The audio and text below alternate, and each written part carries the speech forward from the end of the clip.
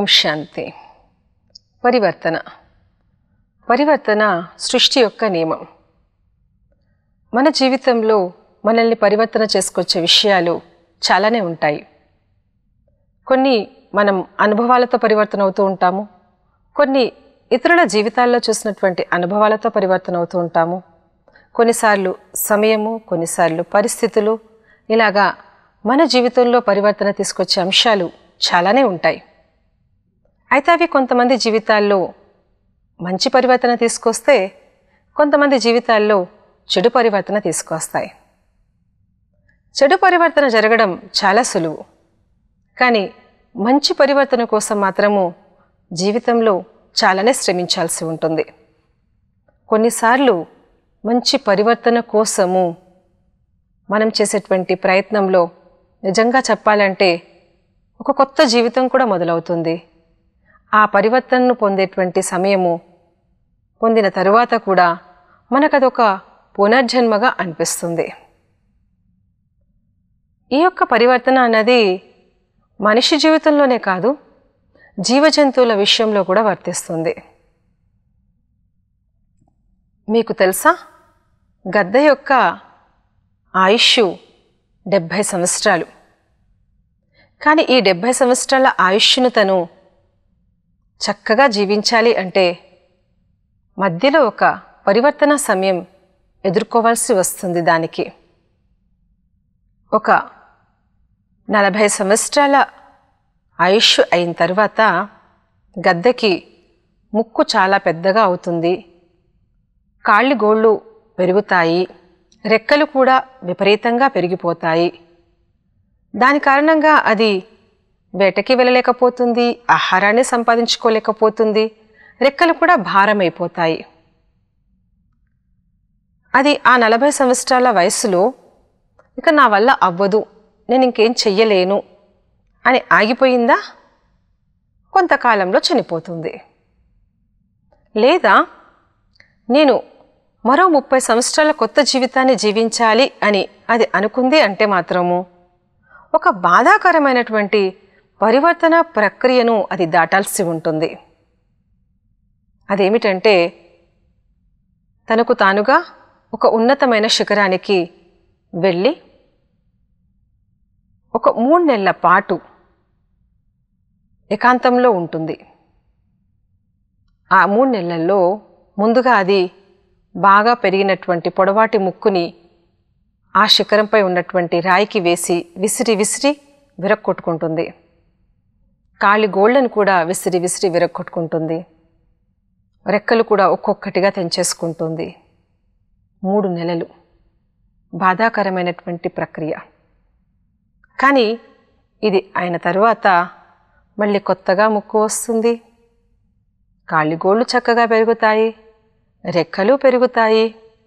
ఇప్పుడది ఆకాశంలో స్వేచ్ఛగా విహరిస్తూ చక్కగా వేటను సాగిస్తూ ఆనందమైన జీవితాన్ని కొనసాగిస్తుంది. ఇటువంటి బాధాకరమైనటువంటి ప్రక్రియ మొదలు పెడుతున్న సమయంలో అది ఒకటే ఆలోచిస్తుంది, ఈ పరివర్తన ప్రక్రియ కేవలం 3 నెలలు మాత్రమే, కానీ నా యొక్క కొత్త జీవితం తర్వాత 30 సంవత్సరాలు నేను బ్రతికేది ఉంది అని.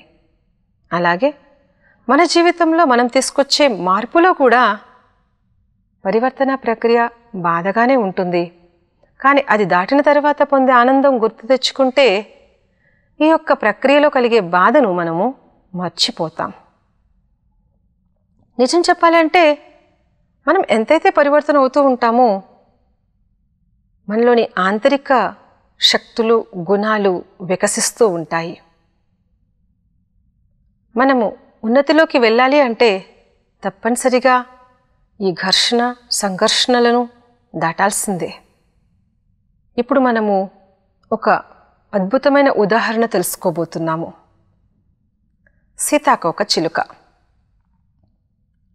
చూడ్డానికి ఎంత సుందరంగా ఉంటుంది, ఎంత ఆహ్లాదపరుస్తుంది. కానీ మీకు తెలుసా, సీతాకోక చిలుకగా అయ్యే కంటే ముందు అది ఒట్టి గొంగిలి పురుగు.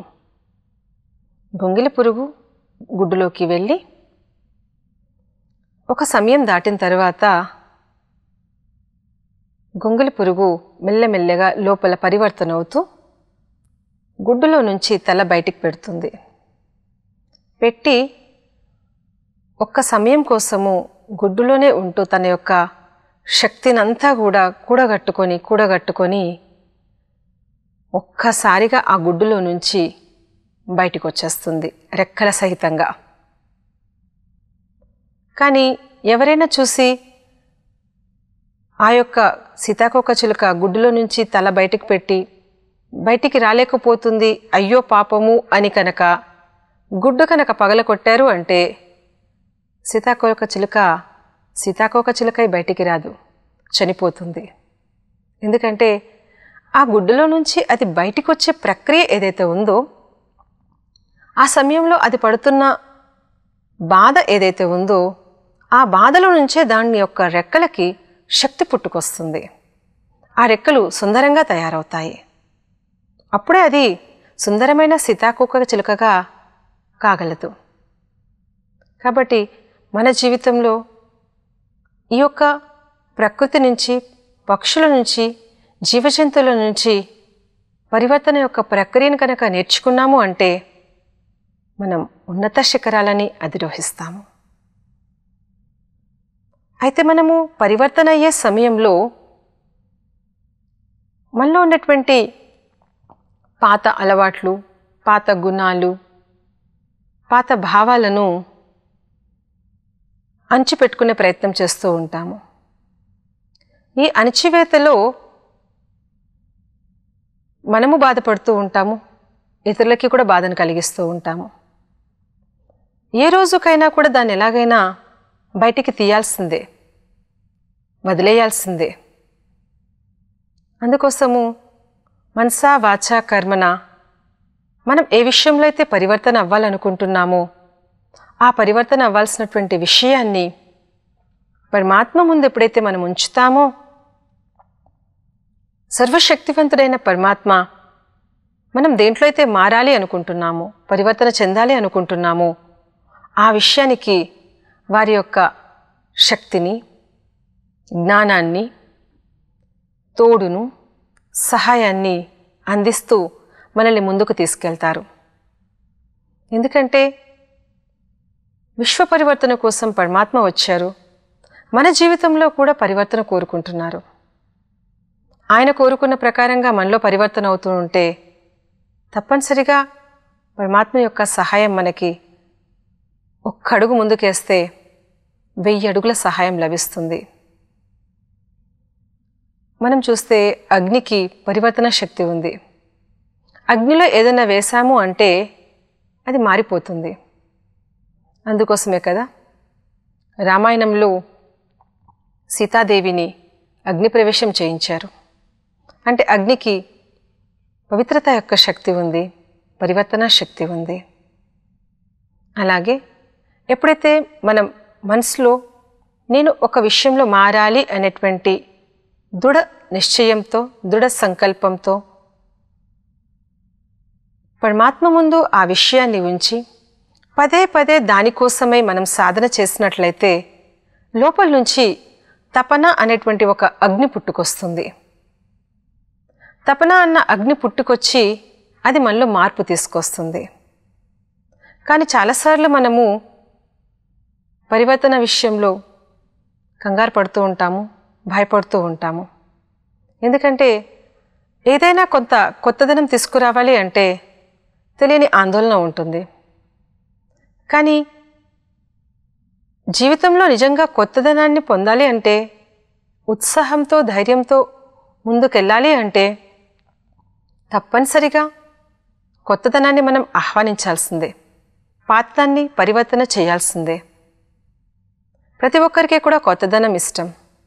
అలాగే మనలో కూడా పాత భావాలను, పాత ఆలోచనలు ఏవైతే మనకు, ఇతరులకి ఇబ్బంది పెడుతూ ఉన్నాయో, బాధ పెడుతూ ఉన్నాయో వాటిని తప్పకుండా మనం మార్చుకోవాల్సిందే, వాటిలో మనం మారాల్సిందే. ఈ మార్పు మనకి ముందు సంతోషాన్ని ఇస్తుంది, తర్వాత ఇతరులకి సంతోషాన్ని ఇస్తుంది. మరి జీవితంలో ఇంతవరకు మనం చేస్తున్న ప్రయత్నం వల్ల అందరినీ సంతోషపెట్టాలనే కదా. మరి నా మార్పు అంటే నా పరివర్తన అందరికీ సంతోషాన్ని ఇచ్చేదే అయినప్పుడు మరి నేను ఎందుకు మారకూడదు? దానికోసం నేను కొంచెం కష్టపడితే సరిపోతుంది. కానీ నేను పడే ఈ కష్టంలో అందరి యొక్క ఆశీర్వాదాలు, శుభభావనలు, అంతకుమించి పరమాత్మని యొక్క శక్తి, తోడు, జ్ఞానము నాకు ముందుకు తీసుకెళ్తాయి. కాబట్టి పరివర్తన ప్రక్రియలో ఎప్పుడు కూడా మనము ఏ ఒక్క బలహీనమైన ఆలోచనలతో ఆగకూడదు, ముందుకు వెళ్తూ ఉండాలి. యజ్ఞం చేస్తున్న సమయంలో దానికంటే ముందు నల్ల నువ్వుల్ని చేతిలో తీసుకొని నీళ్ళతో కడిగేస్తూ ఉంటారు. అర్పించేశాము భగవంతునికి అంటూ ఉంటారు. అంటే అక్కడ అర్థము మనలో ఉన్నటువంటి నలుపును భగవంతుని యొక్క శక్తి అనేటువంటి నీటితో స్వచ్ఛంగా కడిగేసుకోవడం. మనలో దాగి ఉన్నటువంటి అవగుణాలు అనేటువంటి ఈ నలుపును దూరం చేసే శక్తి ఒక్క పరమాత్మని యొక్క జ్ఞానానికే ఉంది. వారితో మనం ఎప్పుడైతే మనసును జోడిస్తామో ఆ జోడించిన సమయంలో మనకు కలిగేటువంటి శక్తి ఏదైతే వస్తుందో దాన్ని మనం యోగం అంటాము. ఆ యోగానికే ఉంది. కాబట్టి పరివర్తన విషయంలో విశ్వ పరివర్తన చేయడానికి పరంపిత పరమాత్మ మనకు తోడుగా ఉన్నారు. కాబట్టి మనం ఇక ఏ ఒక్క బలహీనమైన ఆలోచన చేయకుండా పరివర్తన ప్రక్రియలో మనం ముందుకెళ్దాం. మనతో పాటు అందరినీ ముందుకు తీసుకెళ్దాం. ఎందుకంటే స్వపరివర్తనతోనే విశ్వ పరివర్తన. ఓం శాంతి.